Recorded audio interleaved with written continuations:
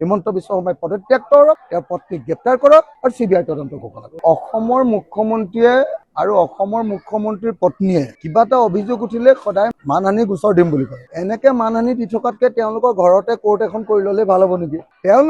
তেওঁলোকৰ ওপৰত থকা প্ৰত্যেকটো বিষয় অভিযোগ নিজে তথ্য সহকাৰে খণ্ডন কৰিব নোৱাৰে, যুক্তি সহকাৰে খণ্ডন নকৰে। চবকে ভয় দিয়ে, পুলিচ লগাম, এৰেষ্ট কৰিম, নহলে বা মানহানিৰ গোচৰ দিম, জেলত ভৰাম। এইটো মই ভাবো যে এটা অগণতান্ত্ৰিক পৰম্পৰা।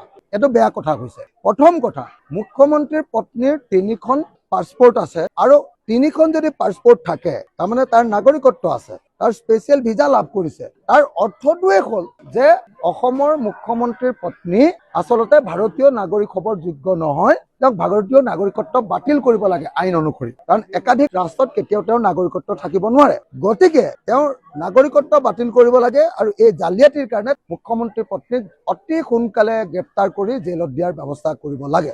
2 নম্বৰ কথা, মুখ্যমন্ত্ৰীৰ বিৰুদ্ধে উঠা অভিযোগবিলাক ইমান গুৰুতৰ যে অকল মানহানিৰ গোচৰ ধৰিম এইটোৰে কেতিয়াও ৰিপ্লাই হ'ব নোৱাৰে। সেইকাৰণে এই গোটেই বিষয়টো তদন্ত কৰিবৰ কাৰণে অসমৰ মুখ্যমন্ত্ৰীয়ে পদত্যাগ কৰিব লাগে। অসমৰ মুখ্যমন্ত্ৰীয়ে পদত্যাগ কৰি CBI তদন্ত ঘোষণা কৰিব লাগে আৰু CBIৰ জৰিয়তে তদন্ত কৰি হিমন্ত বিশ্ব শৰ্মাৰ ক'ত এনেকুৱা সম্পত্তি আছে, সঁচাকে 52,000 কোটি টকাৰ ইনভেষ্টমেণ্ট তেওঁৰ আছে নেকি? কোম্পানীৰ যেতিয়া তথ্য আছে নিশ্চয় থাকিব লাগিব, নহলেতো কৰিব নোৱাৰে। গতিকে অতি সোনকালে এই বিষয়টো তদন্ত কৰিবৰ কাৰণে CBIক দিব লাগে আৰু হিমন্ত বিশ্ব শৰ্মাই পদত্যাগ কৰিব লাগে। এই দুটাই হ'ল এই সময়ত আমাৰ দাবী।